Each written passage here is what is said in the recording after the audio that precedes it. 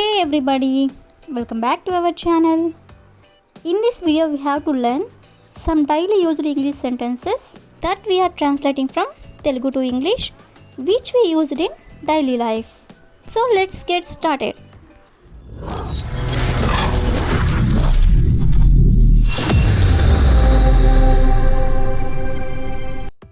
Before going to the topic, if you like this video, please like and share to your friends and family members, and also don't forget to subscribe my channel.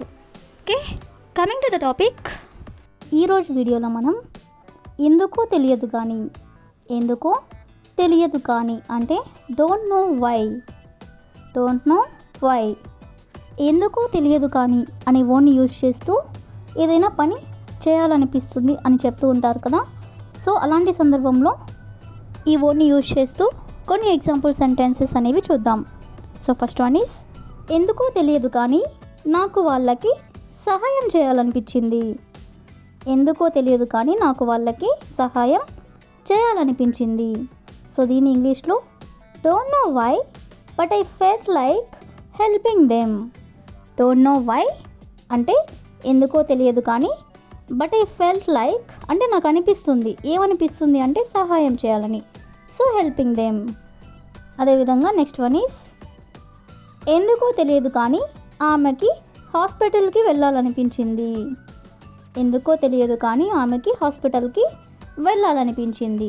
So దీని ఇంగ్లీష్లో don't know why but she felt like going to the hospital. Don't know why అంటే ఎందుకో తెలియదు కానీ, but she felt like అంటే ఆమెకు అనిపిస్తుంది. ఏమనిపిస్తుంది అంటే హాస్పిటల్కి వెళ్ళాలని. So going to the hospital. So next one is, ఎందుకో తెలియదు కానీ నాకు అతనితో మాట్లాడాలనిపించింది. ఎందుకో తెలియదు కానీ నాకు అతనితో మాట్లాడాలనిపించింది. సో దీని ఇంగ్లీష్లో don't know why but I felt like talking to him. Don't know why అంటే ఎందుకో తెలియదు కానీ, but I felt like talking to them అంటే నాకు అతనితో మాట్లాడాలనిపించింది అని. సో నెక్స్ట్ వన్ ఈస్, ఎందుకో తెలియదు కానీ నాకు ఆమెని చూడాలనిపించింది. ఎందుకో తెలియదు కానీ నాకు ఆమెని చూడాలనిపించింది. సో దీన్ని ఇంగ్లీష్లో don't know why I felt like seeing her. Don't know why I felt like seeing her అంటే ఎందుకో తెలియదు కానీ నాకు ఆమెని చూడాలనిపించింది అని.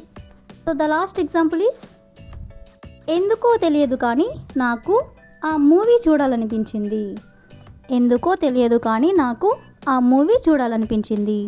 సో దీని ఇంగ్లీష్లో don't know why but I felt like watching that movie.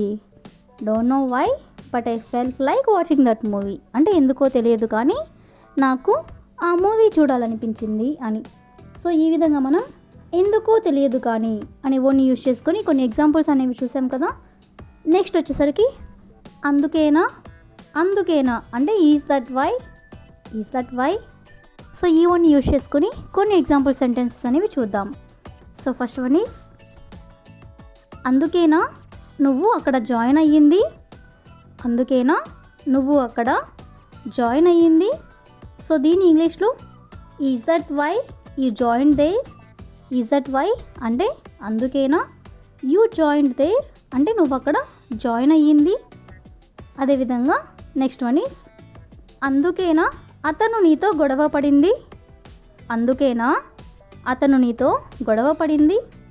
So దీన్ని ఇంగ్లీష్లో is that why he fought with you. Is that why అంటే అందుకేనా, హీ ఫాట్ విత్ యూ అంటే అతను నీతో గొడవ పడింది. అదేవిధంగా నెక్స్ట్ వన్ ఈస్, అందుకేనా ఆమె జాబ్ మానేసింది. అందుకేనా ఆమె జాబ్ మానేసింది. సో దీని ఇంగ్లీష్లో is that why she quit the job. Is that why అంటే అందుకేనా, షీ క్విట్ ద జాబ్ అంటే ఆమె జాబ్ మానేసింది. అదేవిధంగా నెక్స్ట్ వన్ ఈస్, అందుకేనా వాళ్ళు నిన్ను తిట్టింది. అందుకేనా వాళ్ళు నిన్ను తిట్టింది. సో దీని ఇంగ్లీష్లో is that why they scolded you. Is that why అంటే అందుకేనా, దే స్కోల్డెడ్ యూ అంటే వాళ్ళు నిన్ను తిట్టింది. అదేవిధంగా నెక్స్ట్ వన్ ఈస్, అందుకేనా నువ్వు మాతో రానిది. అందుకేనా నువ్వు మాతో రానిది. అని ఇలా అంటూ ఉంటారు కదా. సో దీన్ని ఇంగ్లీష్లో is that why you didn't come with us. Is that why అంటే అందుకేనా, you didn't come with us అంటే నువ్వు మాతో రానిది. సో ఈ విధంగా మనం అందుకేనా అనే ఓని యూజ్ చేసుకొని కొన్ని ఎగ్జాంపుల్స్ అనేవి చూసాం కదా. నెక్స్ట్ వచ్చేసరికి అవసరానికి మించి. అవసరానికి మించి అంటే more than need. More than need అంటే అవసరానికి మించి. సో ఈ వర్డ్ని యూజ్ చేసుకొని కొన్ని ఎగ్జాంపుల్స్ అనేవి చూద్దాం. సో ఫస్ట్ వన్ ఈస్ అవసరానికి మించి ఆమె మాట్లాడింది. అవసరానికి మించి ఆమె మాట్లాడింది. సో దీని ఇంగ్లీష్లో she spoke more than need. She spoke అంటే ఆమె మాట్లాడింది. మోర్ దాన్ నీడ్ అంటే అవసరానికి మించి. సో నెక్స్ట్ వన్ ఈస్ అవసరానికి మించి వాళ్ళు లోన్ తీసుకున్నారు. అవసరానికి మించి వాళ్ళు లోన్ తీసుకున్నారు. సో దీని ఇంగ్లీష్లో they took loan more than need. They took loan more than need అంటే అవసరానికి మించి వాళ్ళు లోన్ తీసుకున్నారు అని. సో నెక్స్ట్ వన్ ఈస్ అవసరానికి మించి సహాయం చేయకు. అవసరానికి మించి సహాయం చేయకు. సో దీని ఇంగ్లీష్లో don't help more than need. Don't help more than need అంటే అవసరానికి మించి సహాయం చేయకు అని. అదేవిధంగా నెక్స్ట్ వన్ ఈస్ అవసరాన్ని మించి అతనికి హెల్ప్ చేయొద్దు. అవసరానికి మించి అతనికి హెల్ప్ చేయొద్దు. సో దీని ఇంగ్లీష్లో don't help him more than need.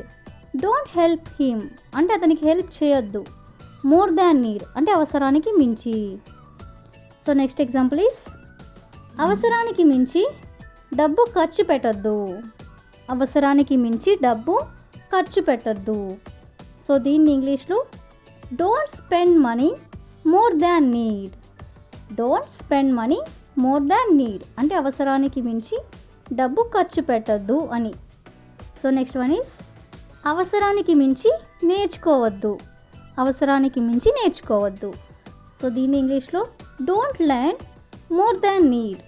Don't learn more than need అంటే అవసరానికి మించి నేర్చుకోవద్దు అని. అదేవిధంగా నెక్స్ట్ వన్ ఈస్ అవసరానికి మించి ఎవరితో మాట్లాడకు. అవసరానికి మించి ఎవరితో మాట్లాడకు. సో దీని ఇంగ్లీష్లో don't talk to anyone more than need. Don't talk to anyone more than need అంటే అవసరానికి మించి ఎవరితో మాట్లాడకు అని. అదేవిధంగా నెక్స్ట్ వన్ ఈస్ అవసరానికి మించి మొబైల్ వాడకూడదు. అవసరానికి మించి మొబైల్ వాడకూడదు. సో దీని ఇంగ్లీష్లో we should not use mobile more than need. We should not use mobile more than need అంటే అవసరానికి మించి మొబైల్ వాడకూడదు అని. అదేవిధంగా ద లాస్ట్ ఎగ్జాంపుల్ ఈస్ అవసరానికి మించి ఏమీ చెప్పకూడదు. అవసరానికి మించి ఏమీ చెప్పకూడదు. సో దీని ఇంగ్లీష్లో you should not tell more than need.